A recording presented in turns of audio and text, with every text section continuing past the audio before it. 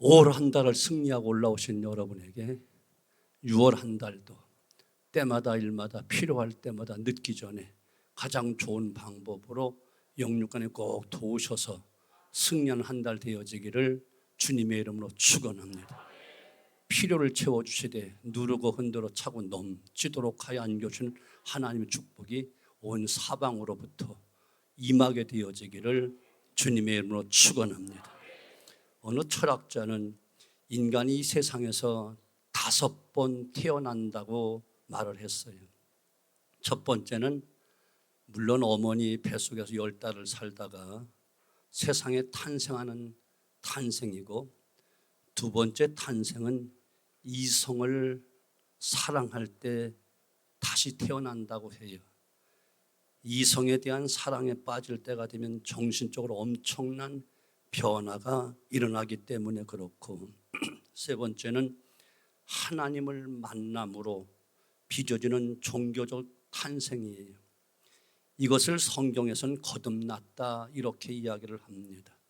영적으로 새롭게 태어나는 것을 의미하는 이야기고, 네 번째는 죽음 앞에 섰을 때 또 한 번의 탄생을 겪는데 사랑하는 아내, 사랑하는 자식, 정든 친구들, 사랑하는 모든 것과 영원히 이제 이별한다 하는 죽음에 직면할 때 심각하게 이것을 느끼면서 다시 한번 눈이 뜨여지는, 그때는 정말 진지하게 인생을 생각하는 때라고 해요. 또 한 가지는 오늘 우리의 삶 속에서 필요한 것인데, 내가 무엇을 하며 어떻게 살 것인가 확실하게 깨달았을 때 다시 태어나는 거예요. 다시 말씀을 드리면 인생에 대한 확실한 자신감을 찾았을 때 다시 태어난다, 그런 이야기. 그렇다면 여러분 한번 여쭤보겠습니다. 여러분 어떤 확신과 자신감을 가지고 오늘을 살아가시나요? 어떤 자신감을 가지고 6월 한 달을 맞이하겠습니까? 파스칼은 인생은 도박이다 이런 말을 했는데 어쩌면 매우 일리가 있다 그런 생각이 들어요. 우리는 믿음 생활하는 것도 보이지 않는 믿음의 특성을 가지고 있습니다. 믿음은 안 보입니다. 히브리서 11장 1절이 말한 대로 믿음은 바라는 것의 실상이요 보지 못하는 것의 증거라 말씀하신 것처럼 눈에 확인이 되지를 않아요. 믿음은 보이지 못하는 미래의 것을 지금 내 눈으로 보는 것처럼 확신하며 살아가는 것이 바로 믿음의 삶이에요. 주님께서 영원히 사는 영생을 주신다, 영생을 얻을 것이다 말씀하셨지만 우리 주변에 이 말씀을 증언해 줄 사람은 아무도 없습니다. 천국에 가서 영원히 산다 말씀하셨지만 이건 역시 증언할 사람이 없습니다. 죽었다가 다시 살아난 사람이 주변에 아무도 없기 때문에 그렇습니다. 그럼에도 불구하고 우리는 영생을 믿고 있습니다. 천국을 믿고 있습니다. 죽어봐야 확인할 수 있는 그 사건들을 우리는 마치 지금 눈으로 보는 것처럼, 손으로 만지는 것처럼 확신을 갖고 있고 또 그렇게 믿고 있습니다. 우리에게 어떻게 이런 확신의 믿음이 생기는 것일까요? 그것은 우리 마음에 조금도 의심 없이 하나님을 믿기 때문에, 또 하나님이 하신 말씀을 모두 믿기 때문에 우리는 천국도 믿고 영생도 믿는 거예요. 자, 그렇다면 성경에 기록된 모든 말씀, 신구약 1189장 여러분 다 믿고 계시나요? 왜 이쪽에 소리가 안 나죠? 믿으시면 정말 믿으시면 마음으로부터 우러난 진정한 고백으로 큰 소리로 아멘 해보시죠. 조금 두 사람이 조금 아리까리하게 대답하는데 뭐 상관없어요. 특별히 오늘 우리에게 주신 이 말씀도 다 믿으셔야 돼요. 이 말씀도 하나님이 주신 말씀입니다. 이 말씀 다 그대로 믿으시고 이 말씀도 이루어지고 성취되어진 큰 은혜가 이 시간 믿음으로 이 말씀 받는 모든 성도들에게 임하게 되어지기를 주님의 이름으로 축원합니다. 왜냐하면 오늘 말씀에 큰 위로가 되는 말씀일 뿐만 아니라 특히 우리가 이 땅에 평생 살아오면서 억울한 일 많이 당했잖아요. 고통도 많이 당했잖아요. 아픔도 많이 당했고 슬픔도 많이 당했잖아요. 사람으로부터 당하기도 하고 환경으로부터 당하기도 하고 내 육체의 고통으로부터 당하기도 하고 많은 악한 영들과 악한 영들의 지배를 받는 악한 사람들로부터 많은 억울하게 당했던 모든 것 하나님이 다 갚아줄게. 다 갚아줄게. 갚아줄게. 눈 뜨고 갚아줄게. 아멘. 다 갚아준다 약속하고 있기 때문에 그래요. 자, 그럼 하나님께서 어떤 방법으로 이 모든 것을 다 갚아준다고 이야기하는가? 속 시원하게 해결해 주신다고 말씀하고 계시는가?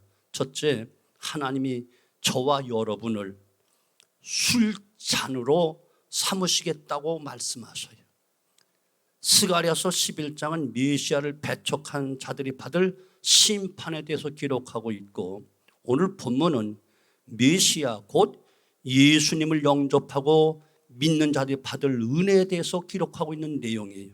그러면 예수님을 믿고 영접한 저와 여러분 누릴 은혜가 무엇인가? 곧 예수님을 믿는 자들에게 누릴 은혜가 무엇인가? 2절 보면 보라, 내가 예루살렘으로 그 사면 민족에게 취하게 하는 잔이 되게 할 것이다 말씀하고 있어요. 이것을 개정성경은 혼치케 하는 잔이 되게 할 것이다 말씀했어요. 이 말씀은 예루살렘을 향해 원수들이 거세게 침략해 올 것을 예언하고 있는 말씀인데, 그러나 그때 하나님께서 이스라엘 백성들에게 취하게 하는 잔이 되게 하시겠다 말씀하고 계십니다. 공동 번역에서는 보아라, 나는 예루살렘을 술잔으로 삼아 인근 묻 민족을 취하게 하리라 말씀하고 계세요. 즉 이스라엘은 술잔이 되고 모든 주변의 모든 원수들은 그 술을 마시고 비틀거리게 되고 힘없이 다 쓰러지게 만들어 줄 것이다. 왜 아멘 안 하죠? 여러분 괴롭히던 모든 것 다 쓰러진다니까. 악인도 쓰러지고 악한 사탄도 쓰러지고 질병도 쓰러지고 환난도 쓰러지고 다 우리 앞에 쓰러져 멸망당한다는 거예요. 여러분 맞다고 전화 오잖아요. 알렉산더 대왕은 16살 때 마게도니아를 통치하는 통치자가 되었고, 18살 때 전승 장군의 전쟁에 모두 승리하는 장군이 되었고, 그리고 20살 때 왕이 되었습니다. 알렉산더는 대왕이라는 그 칭호가 붙여질 만큼 위대하고 큰 역사적으로 왕이었어요. 그런데 그토록 위대한 왕이 33살 나이로 죽었다니까요. 그가 젊은 나이에 죽게 된 그 원인이 열병 혹은 풍토병으로 알려져 있습니다만 사실 술 때문에 죽은 거예요. 알렉산더는 바벨론에서 방백 20명을 초청해서 이틀간 큰 주연을 베풀었어요. 그는 그 자리에 참석한 모든 사람들의 건강을 위해서 건배를 들었어요. 그런 다음 그는 헤라클레스의 그 컵을 가져오라는데, 헤라클레스의 컵은 엄청나게 큰 양이 들어가는 큰 술컵이었어요. 거대한 컵인데 그 컵에 술을 가득하게 채운 후에 그의 친구 브로키아스를 위해서 건배하면서 그것을 몽땅 다 자신이 마셨어요. 그런 다음 다시 한 번 더 자신의 그 능력을 과시하기 위해서 축배를 하면서 또 한 번에 컵에 술을 다 마시고는 곧바로 땅바닥에 뒤집어졌어요. 이것이 발단인데요, 그는 열병이 걸리게 되고 그로부터 며칠 후에 죽어버리고 말았어요.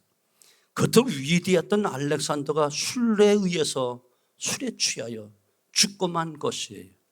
우리 연세가 있으신 분들 다 알고 있지만 삼국지 보면 아주 재밌는 이야기가 있잖아요. 유비, 관우, 장비. 의형제를 맞고 얼마나 멋있게 싸웁니까? 그런데 제가 삼국지를 처음 볼 때 한시대를 풍미하던 영웅이 이렇게 어처구니 없이 죽는 한 장면을 보는데, 누군가 장비가 자기 부하들을 매타작을 한 다음에 술이 만취가 되어 잠이 들었어요. 바로 그날 밤 부하들이 술 취한 장비의 목을 베어서 갖고 달아난 거예요. 술 때문에. 영웅 호굴이 망했고 술 취한 장수가 망했어요. 본문에 보니 하나님이 이스라엘을 술잔이 되게 하시고 원수들로 하여금 모두 취하여 망하게 만들어 놓겠다, 이렇게 말씀하시는 거예요. 사랑하는 성도 여러분, 여러분 인생에 원수 없나요? 여러분 생에 많은 어려움을 주는 방해꾼들 없나요? 지금도 무슨 일을 하는데 걸림돌 있지 않는가요? 건강에 걸림돌도 있을 수 있겠고, 악한 마귀가 직접 우리를 괴롭히는 걸림돌도 있겠고, 악한 마귀의 사주를 받고 미혹받아 우리를 괴롭히고 영적으로 육적으로 생활면에 눈물 나게 하고 해방하고 항상 우리를 하여금 고통을 준 그 모든 아픔들 없나요? 여러분 걱정하지 마십시오. 그 원수들을 여러분이 갚으려고 발버둥치고 쫓아다니지 말고, 여러분이 할 것 이것만 하면 나머지는 하나님이 다 해결해 주십니다. 어떻게?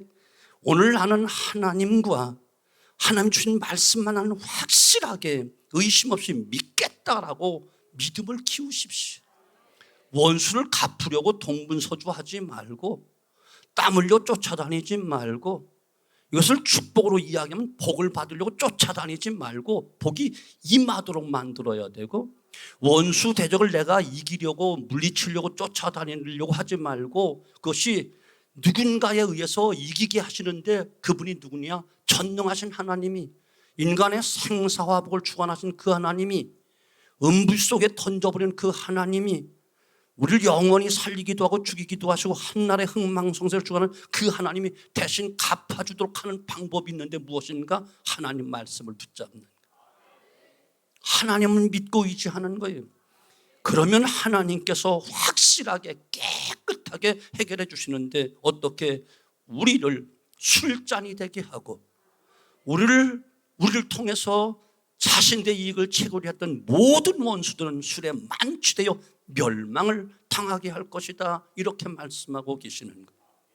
제가 일찍이 시편 91편을 우리 날마다 읽으라고 이와 같이 코팅도 해서 주고 여러분 문에 붙이고 하라고 하는데, 그 가운데 다 동일한 말씀이지만 시편 91편 8절 본 오직 너는 똑똑히 보리니 악인들이 봉받는 것을 내가 반드시 보리라.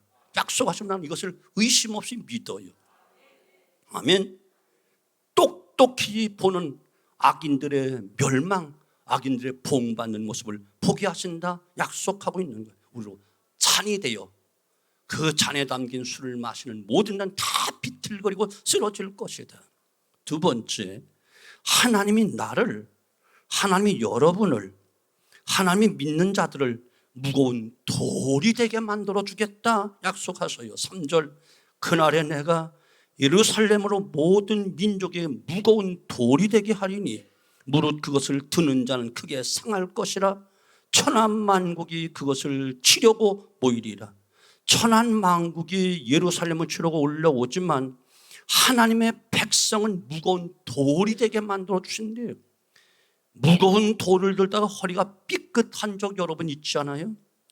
발등이 깨어지고 부서지고 바위에 깔려 크게 상하게 되는 그런 일들이 일어난다는 거예요. 천하만국이 그것을 치려고 모이리라. 곧 문자적으로 해석하면 세상의 모든 나라들이 예루살렘을 대항하고 모일 것이라는 뜻이에요.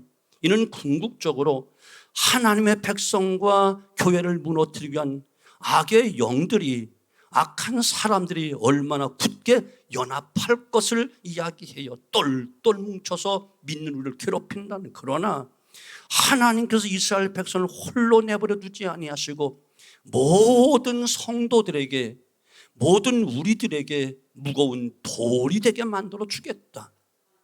이것을 공동 번역에서는 예루살렘을 포위하는 날, 나는 예루살렘을 바위처럼 끄떡도 하지 않게 하리니 문 민족이 그것을 들어 옮기다가 도리어 박살나리라. 도리어 박살나게 만들어준대.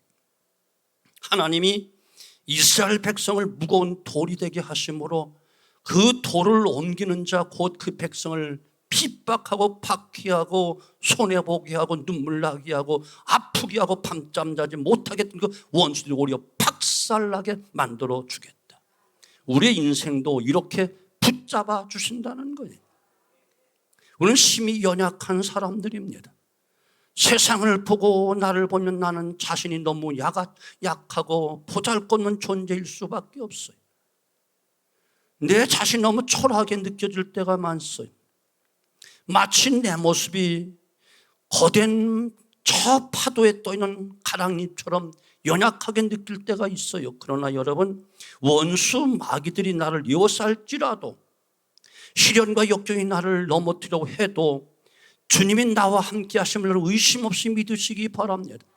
거센 비바람이 큰 풍파가 모질게 몰아친다 할지라도 저와 여러분을 결코 침몰시키거나 무너뜨릴 수 없다는 사실이에요. 왜? 우리를 무거운 돌이 되게 만들어서 요동치 않게 하신다는 겁니다. 그래서 나를 헤아리던 모든 원수들이 오히려 부서지고 박살나게 된다는 거예요. 원수들이 우리를 상하게 하려고 달려들지만 주님은 우리를 무거운 돌이 되게 하시고 원수들의 세력을 물리쳐 주시는 큰 능력으로 함께 주신다 약속하고 있는 거예요. 무거운 돌, 바위 덩어리의 그 특징이 무엇이지요? 바위는 비바람이 몰아쳐도 끄떡하지 않는다는 속성이 있어요. 풍랑이 몰아쳐도 요동하지 않습니다. 무거운 돌은 시련의 바람이 불어와도 결코 흔들리지 않습니다. 묵묵히 이겨내고 견뎌낼 수 있습니다. 바로 이것이 우리 성도의 인생인 것을 믿으셔야 돼요. 만세 반석 되신 그분을 믿는 우리 주님께서 우리를 무거운 돌이 되게 하시며 늘 함께 동행해 주신다 약속하고 있음을 믿으시기 바랍니다. 때문에 사랑하는 성도 여러분, 세상 속에서 우뚝 쓴 바위, 흔들림 없는 바위가 될 수 있는 저와 여러분 되시기를 주님의 이름으로 축원합니다. 이사야서 41장 10절 이하를 보면 정말 힘이 되는 말씀들이 많잖아요. 두려워하지 말라, 내가 너와 함께한다. 놀라지 말라, 나는 네 하나님이 됨이니라. 내가 너를 굳세게 하리라. 참으로 내가 너를 도와주리라. 나의 의로운 손으로 너를 붙잡아 주리라.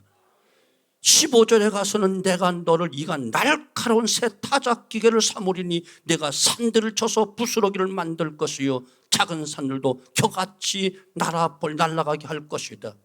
아멘. 사랑하는 성도 여러분, 우리를 새로운 이가 날카로운 새 타작기계로 만드신다는 거예요. 성빈이 전도사 이가 날카로운 새 타작기계로 만든다.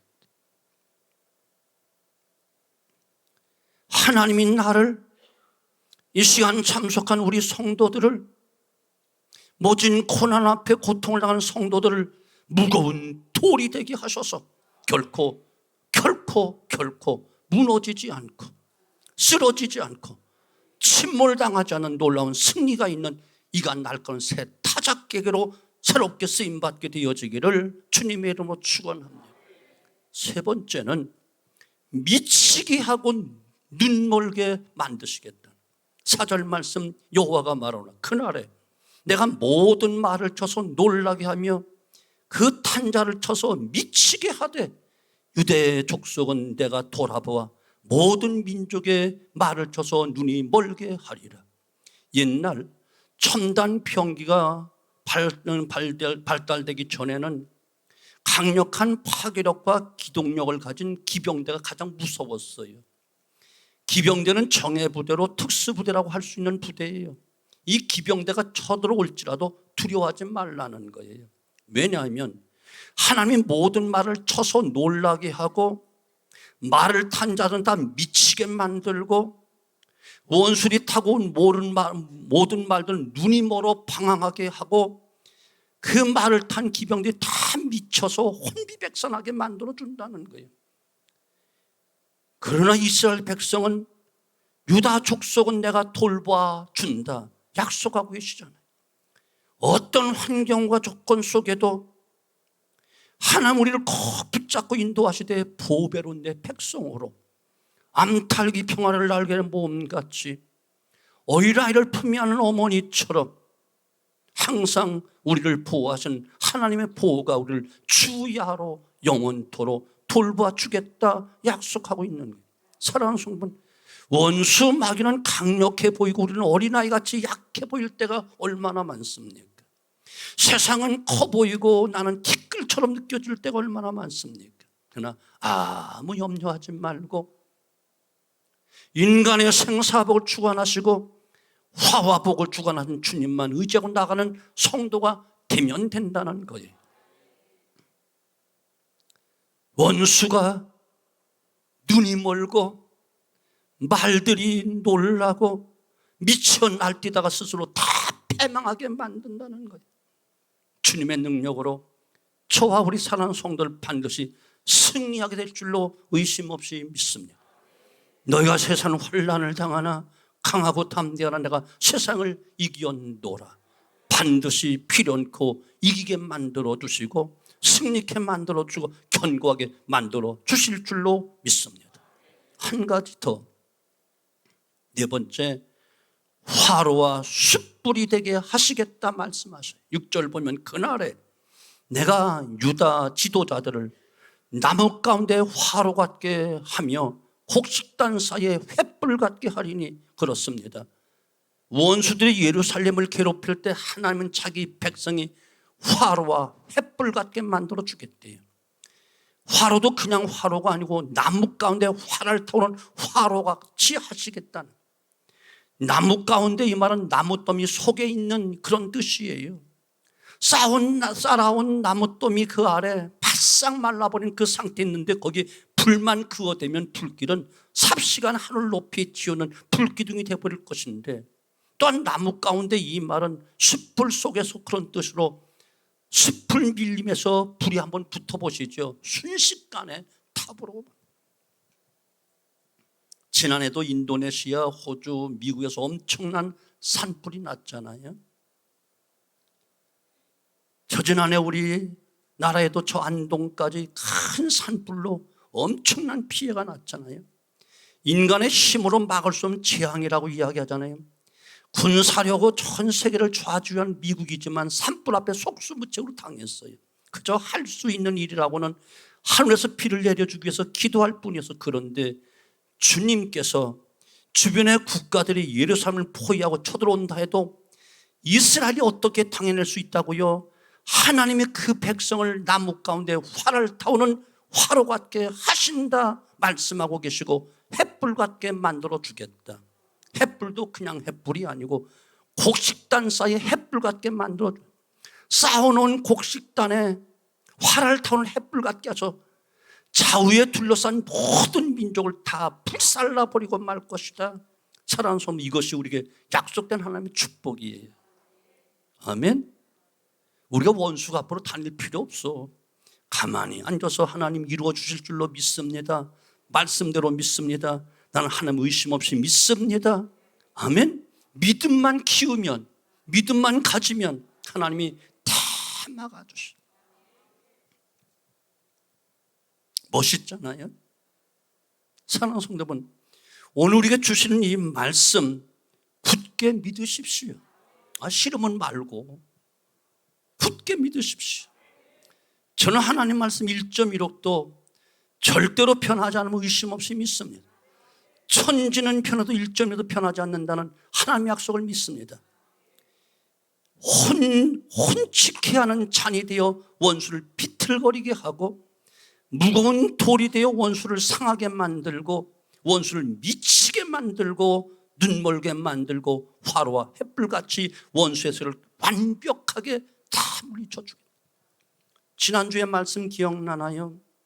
고린도후서 4장 7절이 한 말씀, 내가 사방으로부터 우겨쌈을 당해도 쌓이지 않고 답답한 일을 당해도 버림받지 않고 핍박을 받아도 버림받지 않고 답답한 일을 당해도 낙심하지 않고 거꾸로 틈을 당해도 결단코 망하지 않는다. 여러분, 인생에 시련을 두려워하지 마십시오. 장애물을 겁내지 말고 원수를 무서워하지 마십시오. 우리 아버지께서, 우리 주님께서, 심판주 된 주님께서 우리를 술잔이 되게 하시고 무거운 돌이 되게 하시고 원수들은 미치고 눈멀게 하실 것이고 나를 활알 타는 햇불 같게 만들어 주실 것이기 때문에 그렇습니다. 이와 같은 은혜가 이 시간 참석한 우리 모든 성도들에게 활짝 펼쳐지기를 주님으로 축원합니다.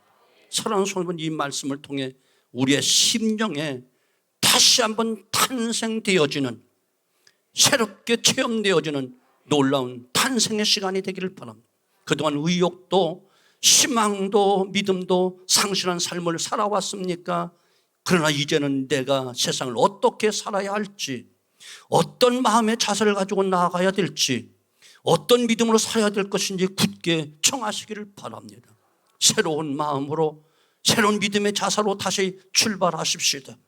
확실한 믿음을 가지고 전진해 나갈 수 있는 저와 여러분 되시기를 주님으로 축원합니다. 다시 말합니다. 원수와 장애물들이 모두 우리를 괴롭게 할지라도 주님은 우리를 술잔되게 만들어 주시고 무거운 돌, 요동치 않는 돌이 되게 만들어 주시고 그 습속에서 활알 타는 횃불 같게 만들어 주어서 반드시 필연 꽂고 승리케 하신다는 이 약속을 의심 없이 믿고 이루실 하나님 의심 없이 믿고 우리도 확고한 믿음으로 다시 태어나는, 다시 시작하는, 다시 맞이하는 6월 한 달 되기를 주님의 이름으로 축원합니다.